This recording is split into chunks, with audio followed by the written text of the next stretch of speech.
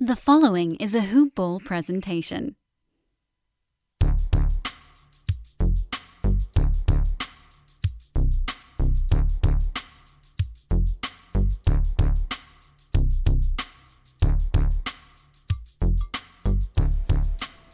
Ladies and gentlemen, boys and girls, welcome to another edition of DFS Today presented by Hoop Ball. I am your host, running solo on this wonderful Friday night slate on February 19th. My name is David Menkov, and I'm ready to dive in to some NBA action. We have 8 games to kind of go through tonight. I wanted to start off by just doing a quick shout out for my bookie. Ever since I started this podcast, people have been asking me for betting tips. I always get asked, who you got? Lakers or Clippers? Rodgers or Mahomes? And I'll tell you what I tell them, where you bet is just as important as who you're betting on. That's why I tell people to bet with my bookie. My bookie's rep is rock solid, and they've got the best odds, contests, and promotions in the business. They're the only place I trust to handle my NBA-related bets. The one sportsbook guaranteed to give me the best lines for the national championship, college football, as well as Super Bowl, and the upcoming NBA playoffs. And lest we forget, March Madness is right around the corner. You know me, and you know that I don't give out my stamp of approval easily. To earn it, you've got to be the best at what you do, and my bookie is the best sportsbook out there, period. It's simple. Sign up, enter promo code HOOPBALL, and get your deposit match halfway up to $1,000. Head over to my bookie if you want to add a little excitement to the sports you love and the games you bet. Bet with the best, bet with my bookie. Now, let's dive into some NBA action. The first game on the slate is a 7 p.m. Eastern start time. We have the Golden State Warriors traveling to take on the Orlando Magic. As far as injuries are concerned, we have quite a few to go through. On the Warriors side, Marquise Chris, is out with the injury that's been keeping him out for most of the season. Draymond Green is listed as questionable with a right ankle soreness. Was a late scratch in the last one. Kevon Looney, Nico Mannion, Jordan Poole, Alan Smychik, Klay Thompson, and James Wiseman all out on the Warriors side. On the Magic, you have Cole Anthony out, continues to be out, the young rookie. James Ennis III is questionable. Evan Fournier is probable and should be good to go for this one. So on the Warriors side, what I like to really call out is a couple guys. It also starts with the backcourt, and the backcourt is littered with some value, starting with Kent Bazemore. Coming off a very impressive performance in the last one, where he put up an astounding 48 fantasy points off 38 minutes off the bench, with 26 points, 8 rebounds, 3 assists, 3 steals. I don't expect similar numbers by any means against the Orlando Magic, but priced at only $3,600, he's going to be one of the best price per minute options, especially if he gets 25 to 30 minutes, which I fully expect him to do so. The other guy I'm looking at is, of course, going to be Steph Curry, looking for a great bounce back performance here. In the last one, he did put up a pretty juicy game where he had 56 fantasy points despite an awful shooting display for Steph Curry, where he put up 8 of 25 from the field for 32% from the field shooting percentage, which is far below the Steph Curry we all know and love at this point this season, where he's been putting up just MVP numbers throughout. So I love Steph Curry, especially at a nice little price reduction, down $400 to $10,100. Lock him in as one of the better point guard options against Orlando Magic. I think he's going to bounce back really nicely. I think he's got a floor of 60 fantasy points. The only concern would be if this game ends up turning into a blowout, which I don't expect it to do so. There's no current spread or line as well, I forgot to mention earlier at this time. The only other guy I'm looking at really is going to be Kelly Oubre, 6,400. He's been really playing really well, very consistent basketball for the first time, and it feels like all season. Outside of the game against the Cavaliers a few nights ago, he's been putting up rock solid fantasy numbers, 38 fantasy points consistently, up to 44 fantasy points in the last one against the Heat. So I love Kelly Oubre in this spot. I think against Orlando Magic, there should be plenty of opportunity for him to shine, especially if Draymond Green ends up sitting out again. Speaking of Draymond Green, 6,600 is certainly a fair price tag, and the way he's been performing, he should be an absolutely juicy play if he does suit up. If he suits up, I actually like him, and Kelly Oubre's stock goes down a little bit. So that's something to monitor as we get closer to tip. Other than that, there's no one else really on the Warriors side I'm looking at. I'm a strong anti-Andrew Wiggins player from a DFS perspective. He is coming off a nice 32-point effort against the Heat.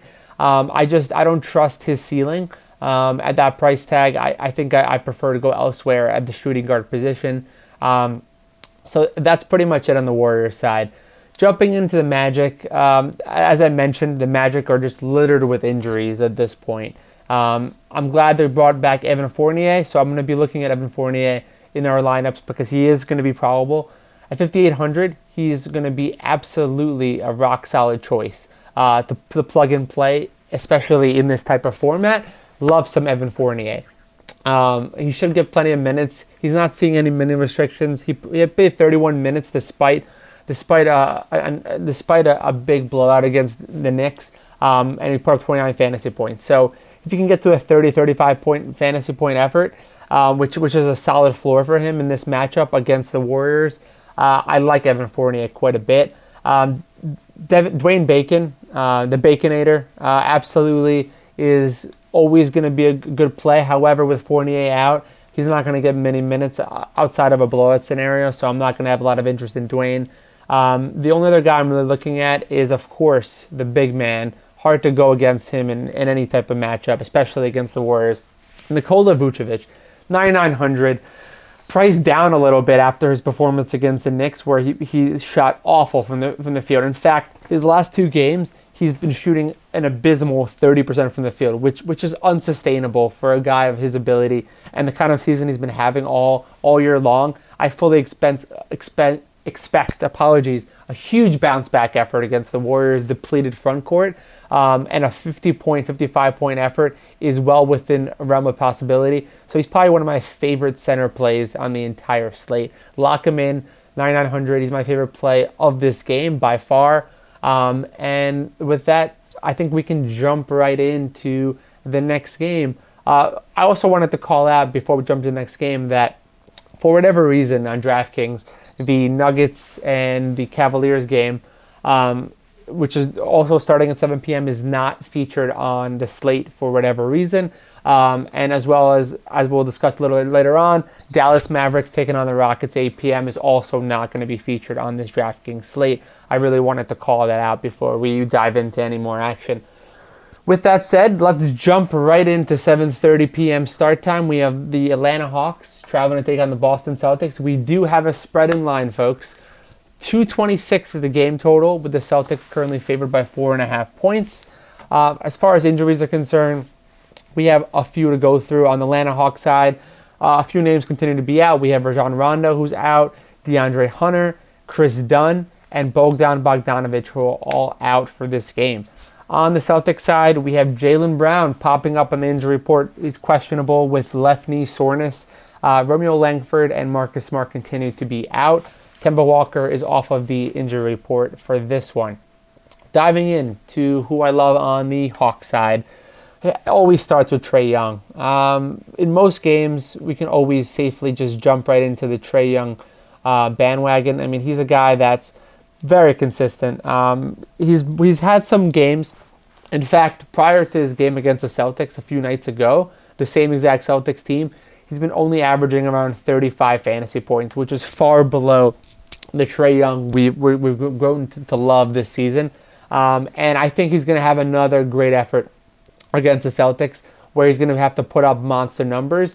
And he put up 57 points in the last one. I fully expect him to replicate that kind of performance in this game. He is going to be potentially turnover prone, but I don't see any reason why he can't light up the Celtics despite the Kemba Walker return. I still love Trae Young at 9,500. So he's definitely going to be someone I'm going to be targeting both in cash games and in tournament games. I'm also looking at Cam Reddish at 4,500, the shooting guard, who's actually been playing much better as of late. He's actually a small forward on DraftKings. Apologies, not a shooting guard. He's going to be in play for me. He's been finally starting to step up at least shooting the ball. He's starting to contribute across the board.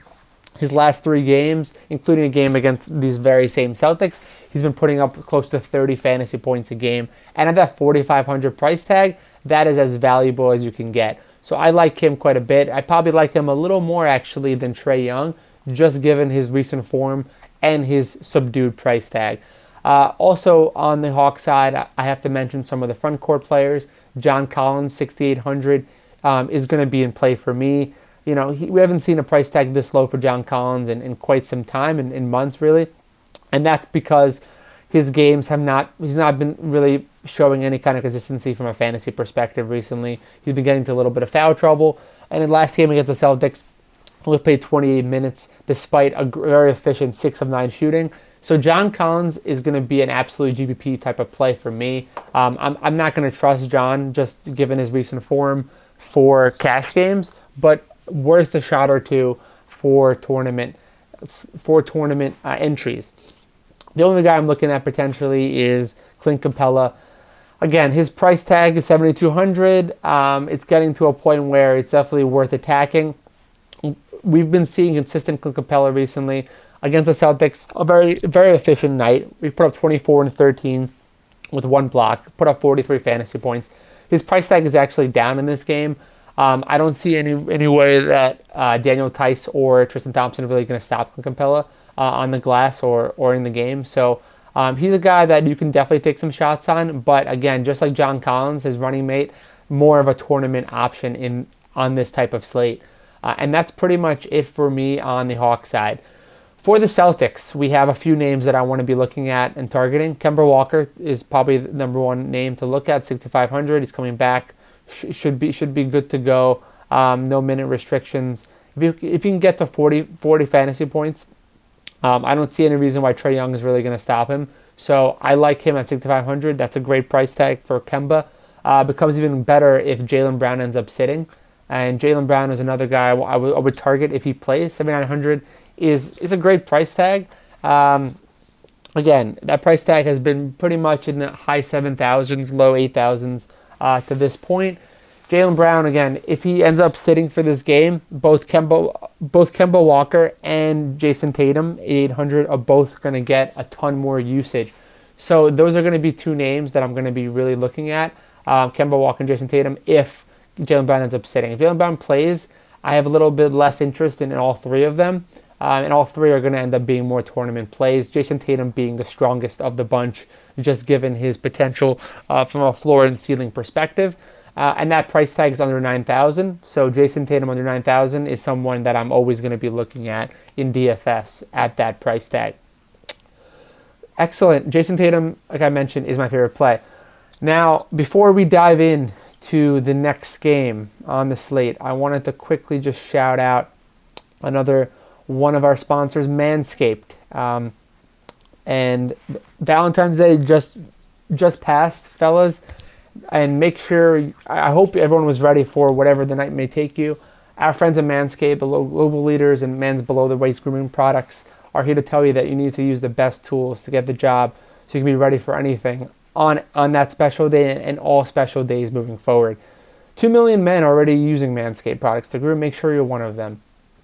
The best way to get started is with a Manscaped Perfect Package 3.0, full of the best products to keep you looking, smelling, and feeling nice. The Perfect Package 3.0 is led by the revolutionary 3rd generation Lawn Mower 3.0 trimmer, which is advanced skin-safe technology and features a cutting-edge ceramic blade to reduce grooming accidents. It's also waterproof, which prevents a mess on the bathroom floor and in the sink, especially when it's time for Cupid to shoot his arrow. And let's be real, we've smelled the worst down there before. That's why I'm thankful for the Crop Preserver and Crop Reviver. These products keep our boys from sweating, smelling, sticking. And these products smell so good. Their manly scent is attractive and will help set the mood, if you know what I mean. The Perfect Package 3.0 will also come with a pair of Manscaped boxers that will keep your junk feeling fresh all day. It's time to upgrade those overused pairs of boxers to Manscaped. High-performance, anti-chafing boxers, easily the comfiest boxers I've ever had. Get 20% off and free shipping with the code HoopBall20 at manscaped.com. Get 20% off, like I mentioned, and free shipping with the code HoopBall20 at manscaped.com. That's 20% off with free shipping at manscaped.com and use code HoopBall20. All right, everyone, let's dive into the next game on the slate with no spread or total. And that's Chicago Bulls traveling to take on my favorite little team, Philadelphia 76ers, at 7:30 p.m. Eastern Standard Time start. As far as injury news are concerned, we have a few to mention. On the Bulls side, we have Devin Dotson, who continues to be out, as well as Chandler Hutchinson, Lauri Markkanen, Adam Makoka, and Otto Porter Jr. are all out. On the Philadelphia 76ers side, Shake Milton is doubtful in this one. Paul Reed is out. And Rajon Tucker is also out. Ben Simmons is now probable after missing the last game. All right, on the 76ers side, on the Chicago Bulls side, we have some of my favorite plays. I'm looking at three guys only. Zach LaVine is the number one play I'm looking at. Again, going up against a tough Sixers team, Ben Simmons will be back in the lineup. So there might be some pause for concern, but Zach LaVine has been absolutely playing at an all-star level and will continue to play at all-star level. I think he should be an all-star this season, just given his performances, despite the Bulls' struggles this year. But I digress. So Chicago Bulls, Zach LaVine, number one play for me against the Sixers. Again, the matchup is tough. The Sixers do play some great defense, but someone has to score for the Bulls, and Zach LaVine is going to be given the green light from everywhere.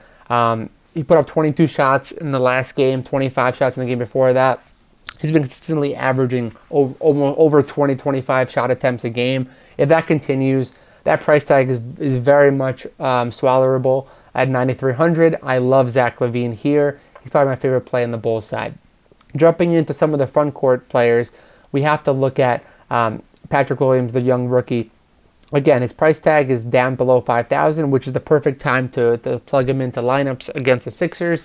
I like him quite a bit. In the last game against the Pistons, he put up almost 29 fantasy points on 5 of 7 shooting. Very efficient young forward for the Bulls. Should get plenty of minutes with Markkanen and Porter both out for this one. So I love Patrick Williams here, and that price tag is under $5K. So I think he's going to be a solid option for everyone across the board, both in cash and tournaments alike. The only guy I'm looking at really on the Bulls side is Thaddeus Young. His price tag has dropped quite a bit in recent games. He's down to $5,800. He hasn't been $5,800 since he's been getting these consistent high-minute games. In the last game, he only played 24 minutes, shot a 4 of 10, and still put up a monster 36 fantasy points. And he also fouled out in that one too.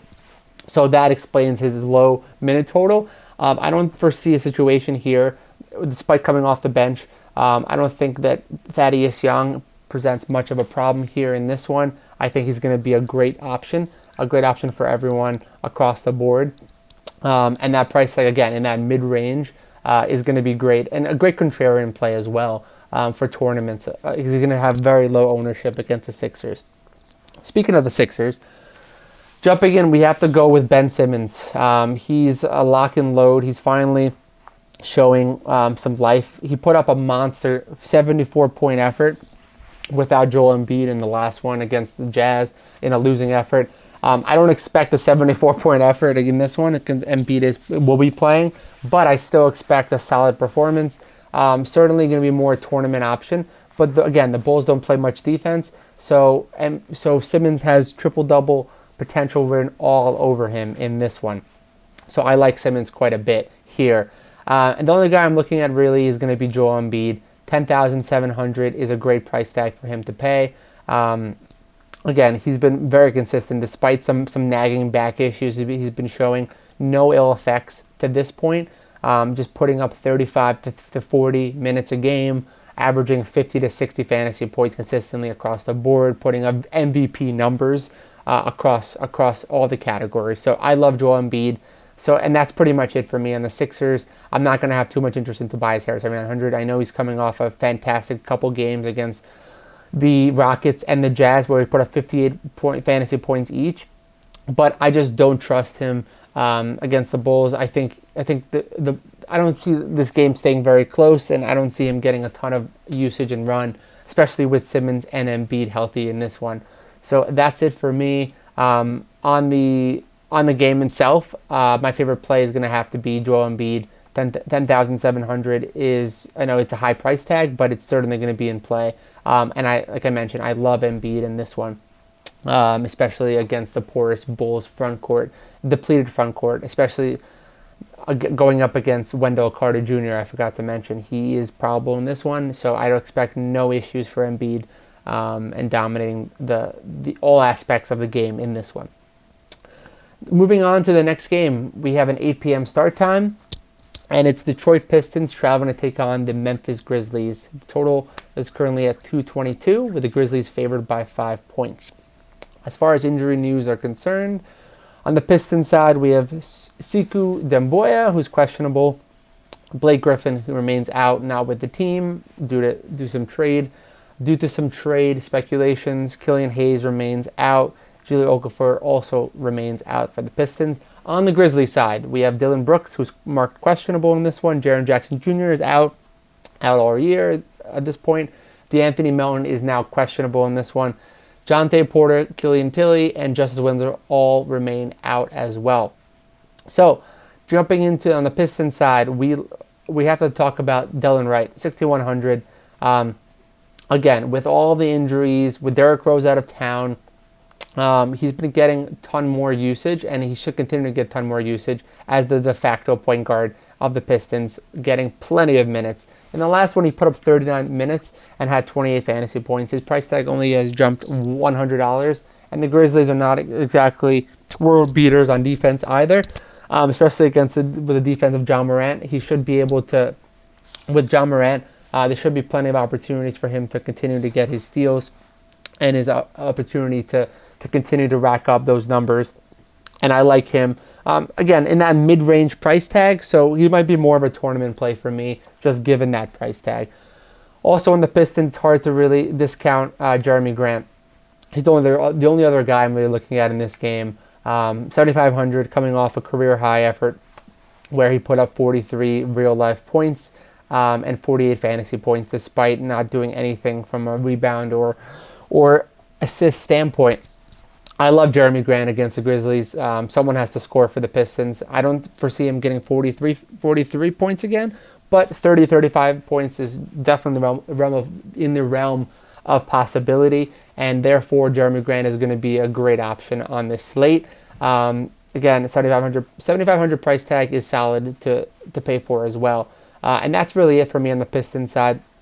Moving over to the Grizzlies, I'm looking at John Morant, starting point guard, 7,400. He's starting to really show signs of life. The last 2 games, he's put up 46 and 51 points fantasy-wise, respectively. Now, 7,400, that's a fantastic value, and I think he's going to have another great opportunity against Delon Wright to put up a similar effort.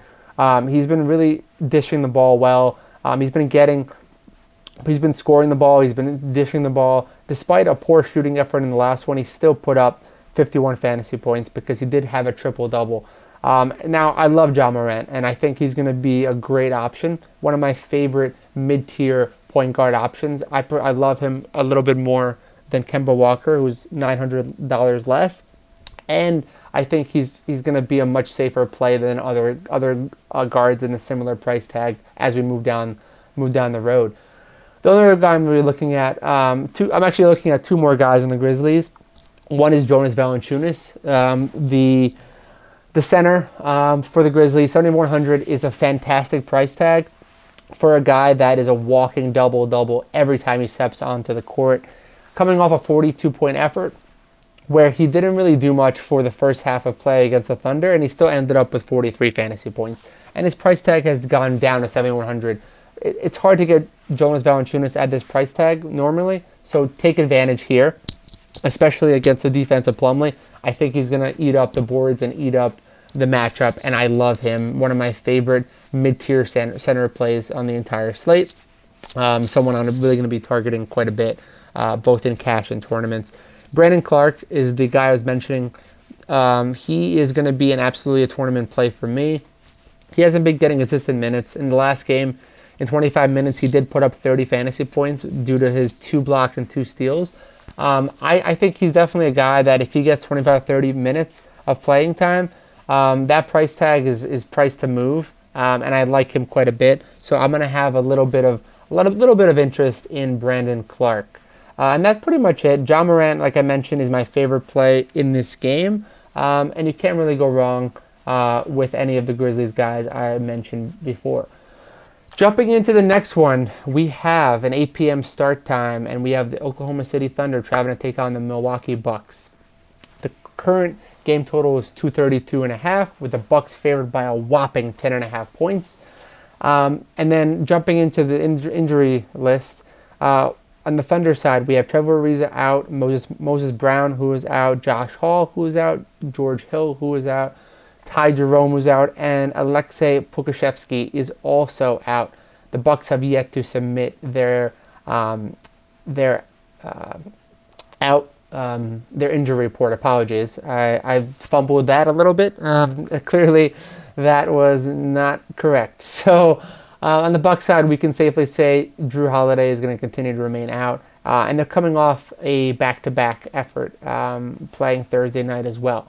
So jumping into the Thunder side with a bunch of guys coming back from injury / COVID health protocols, there's not a ton of interest I have on the Thunder side given this giant spread and the fact that, like I mentioned, a lot of guys are coming back from injury.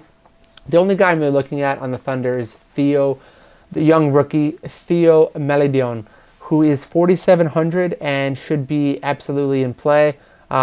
Should get the starting nod, and despite of a potential blowout, I still like him quite a bit. He put up almost 28 fantasy points in 34 minutes in a similar blowout scenario against the Grizzlies, where he had 14 points, 5 rebounds, 2 assists, and 2 steals. I like him quite a bit to get plenty of minutes despite of a blowout scenario, and I think he's going to be a great option in that mid-tier range. That mid-tier range continues to be a very viable scenario for everyone on this giant card. So I like Theo Maledon. That's really it for me. Just given all the guys coming back, it's hard to tell who's going to get minutes. In a blowout scenario, we can take some shots on Kenrich Williams. 4,900 is a nice price tag. I think he's going to get 30 minutes if the game ends up being a blowout. In the last game against the Bucks, they ended up winning, a surprise win. And he put up 23 fantasy points, and that was with everyone out. Now everyone's coming back in the fold, so his minutes should drop off quite a bit. But with a potential blowout looming, I love Kenrich Williams a little bit. I love him quite a bit. And that's about it for me on the Thunder side. Jumping into the Bucks side, as I mentioned, the blowout scenario is going to be something to continue to monitor, but if the scenario continues to play out as I expect it to, the only guy I'm really looking at is going to be Bobby Portis, 5,200, a guy that has proven time and time again, if he gets minutes off the bench in a blowout or non-blowout, he's going to perform. A great fantasy per minute player. In his last 2 efforts, he put up 29 and 35 fantasy points, respectively, against the Raptors and the Thunder. I love Bobby Portis in this one, 5,200, especially if the game ends up being a blowout. He should get 30 minutes or close to 30 minutes, no issue whatsoever. That's pretty much it for me. I might have some shots at Pat Connaughton, 4,100, just given his recent run of performances, and that price tag is still only 4,100. In a blowout scenario, you should get 30 minutes, no problem at all. So I like Pat Connaughton as well in a blowout scenario.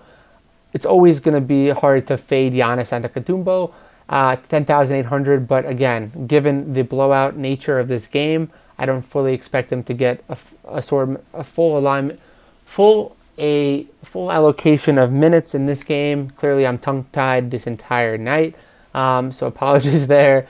But yeah, that's about it for me. Bobby Portis and Pat Connaughton are the only 2 guys I'm looking at on the Bucks side. Jumping into the next game on the slate, we have an 8 p.m. start time, and that is the Phoenix Suns traveling to take on the New Orleans Pelicans. The game total is 229, with the Phoenix Suns favored by 2 points as of now. As far as injuries are concerned, we have on the Pelican side, we have Steven Adams, who is doubtful with a right ankle sprain. Will Magnay is out. Najee Marshall is out as well. On the Suns side, we have Tyshawn Alexander who's out, and Jalen Smith, who is also out. Jumping into who we like on the Pelican side, I think it comes down to a couple injury news, which I just touched on. Guillermo Willie Hernan Gomez, 3,900, is now the de facto starting center with Steven Adams out, and he's been proving that has been a great insertion into that lineup. He's coming off a 17 rebound effort in the last game against the Blazers with 11 points, and he had 33 fantasy points. A guy that can do a little bit of everything if he gets minutes, and now he's been getting minutes, especially with Steven Adams remaining day-to-day, but likely out for this one as well. Fire up Hernan Gomez at only $100 more in price tag, despite a tough matchup against the Suns. I think he's one of the best salary-saving center options on the slate, and he's going to most likely be pretty chalk-heavy, just given his price tag and coming off recent performance. So something to keep in mind as well. The only guy I'm looking at really is going to be Josh Hart, 4,400. A lot of people are going to shy away from Josh Hart after his last game where he let everyone down, where he only had 14 fantasy points. But the game before that, he had 43 and shot 10 of 60 from the field against the Grizzlies.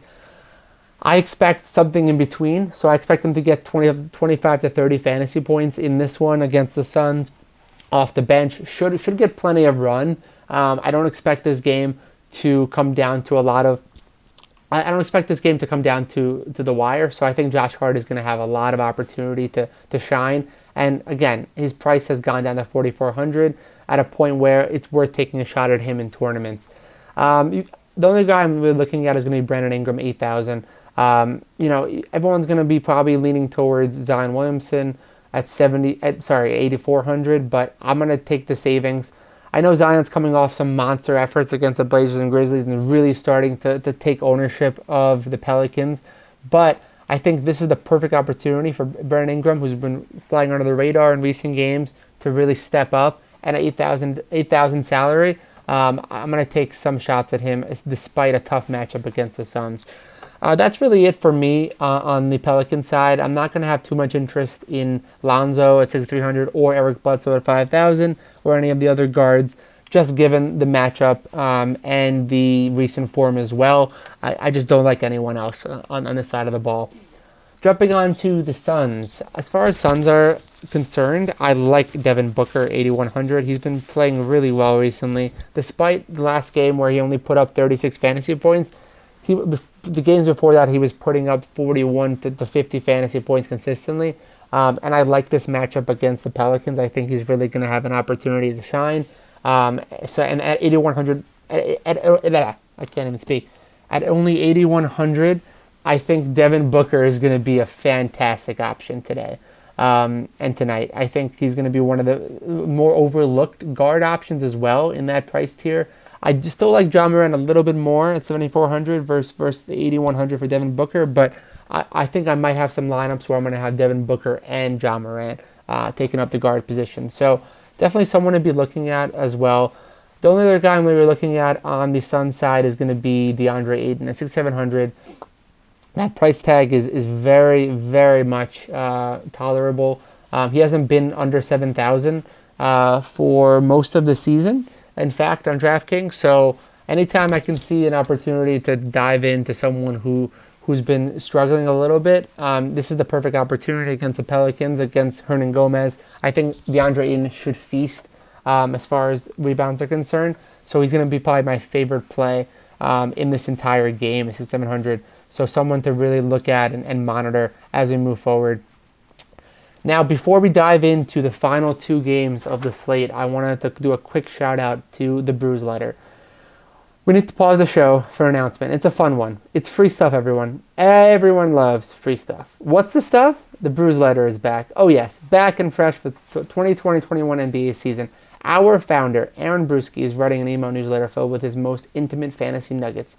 It's exclusive content you cannot find anywhere else, too. It's not on the website. It's not on any podcast. It's not on social media. It's only in the email newsletter, and you can sign up to get it for free. Just go to bit.ly/BruiseLetter2021 and sign up in 10 seconds. Again, the site is bit.ly/BruiseLetter2021. Aaron Bruski, straight to your inbox. Enjoy. Also, quick shout out, the Fantasy Pass is still the best deal in the industry at just $4.99 per month. And now that we're in the swing of the regular season and the All-Star break around the corner, there's zero commitment. Sign up for 1 month for $5. If you don't like it, you can cancel. We know you'll love it, but it's always nice to have that option. Also, check out DFS Pass as well. It's only $1.99 a month, and you get access to our newest and coolest feature, the Hoopball Discord server, where you can all hang out with Hoopball pros around the clock, such as myself and the rest of the gang, and get one-on-one help with your team. So please do check it out. Head to hoop-ball.com and click on the Fantasy Pass and just below the main media wall. All right, everybody, let's dive into the night slate. It's a 9 p.m. start time. We have the Toronto Raptors coming off a back-to-back as well, traveling to take on the Minnesota Timberwolves. As far as injuries are concerned, on the Minnesota Timberwolves side, we have Jared Culver, who's out in this one, and D'Angelo Russell also remains out. On the Raptors side, no injuries to note as of yet. We're going to be monitoring Kyle Lowry, of course, and see if he's back in this one. So, without further ado, let's dive into my favorite plays on the Raptors, starting with Fred VanVleet, a guy that I touch on quite a bit on this podcast, and everyone does, just given his ability this season to really light up the scoreboard from a DFS perspective. In the last game against the Bucks, he put up 53 fantasy points, and I fully expect him to put up a monster effort as well, especially if Kyle Lowry ends up sitting. If Kyle Lowry ends up sitting, fire up Fred VanVleet. 7,800 is an outrageous price tag for him, especially if Kyle Lowry ends up missing this one. So I love Fred VanVleet, my favorite play. In that, I mentioned the mid-range. The mid-range has tons of great options. Him and John Morant, you can't go wrong with either one in this type of slate, but I love Fred VanVleet a little more if Kyle Lowry ends up sitting. So that's something to keep in mind as we move forward. And then I also like DeAndre Bembry. He's starting. If Kyle Lowry ends up sitting, DeAndre Bembry should get the start again. I think he's a guy that can put up steals. He can get some blocks. He can get some points, rebounds. A guy that's proven some value throughout his career and at price near the absolute minimum. It's a guy that you can fire up in lineups across the board against the porous Wolves defense. So I love DeAndre Bembry here quite a bit. And that's pretty much it on the Raptors side.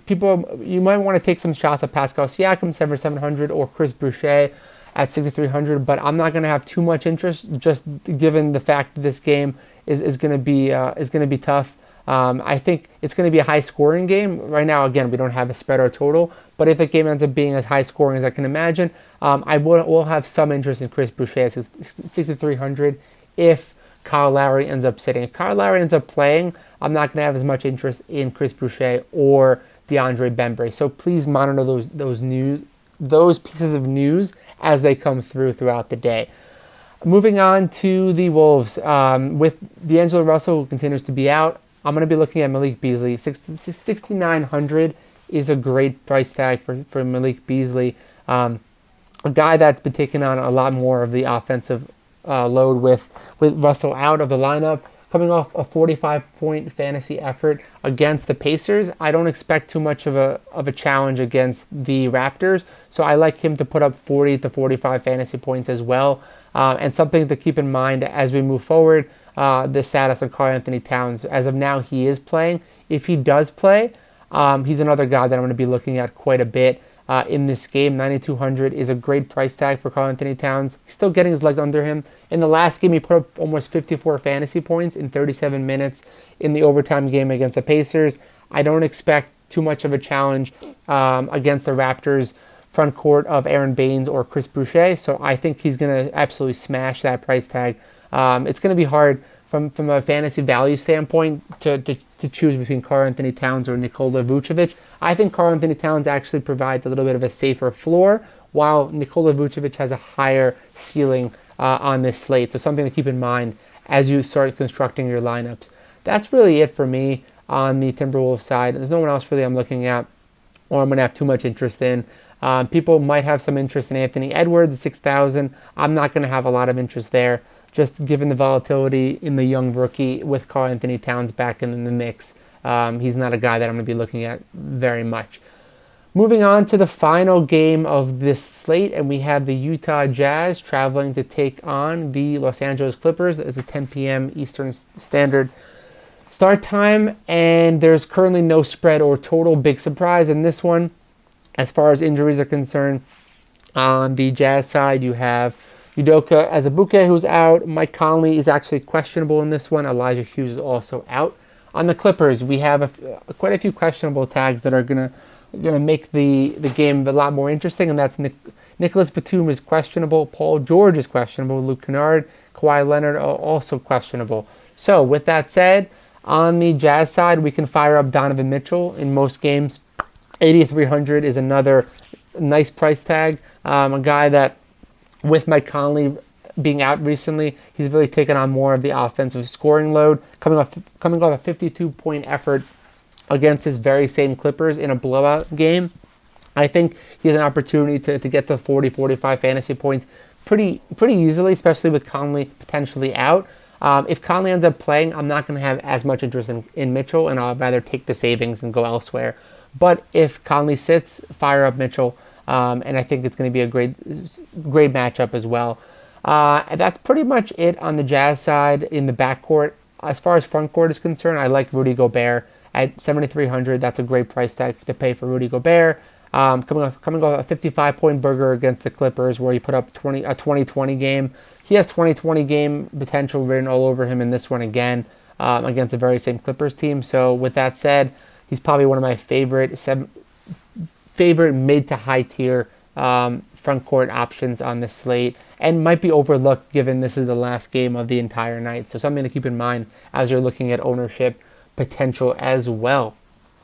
Now, as far as the Clippers side, this is going to come down to if we hear any news on Paul George, who's 8,600, Kawhi Leonard 9,700, and Luke Kennard, Nicholas Batum. If any of those guys come back, especially if Paul George or Kawhi Leonard both come back, then this game becomes much more interesting. It becomes an absolute toss-up as far as who's going to potentially win this one, as well as from a DFS perspective. Then it's really hard to trust anyone on the Clippers side. If Paul George plays and Kawhi Leonard sits, then I'll fire up Paul George in this one, no problem. Despite the long layoff, I think he's going to have to really step up and provide a ton of value to keep this game close. And likewise with Kawhi Leonard. If Paul George sits and Kawhi Leonard plays, 9,700 Kawhi Leonard, fire him up as well as a great GPP look. But we're hoping that we get some injury news and confirmation on actual availability before the slate locks as well, just because this is the last game of the slate, as I mentioned. So something to keep in mind as we move forward. And that's pretty much it. And I'd like to thank everyone for bearing with me throughout the night. And I wish everyone so much luck on their contests and their lineups. You can always find me on Twitter for any questions, any last minute feedback, anything at all at dmank33. And as always, on behalf of everyone from the Hoopball DFS Today family, have a wonderful night, everyone.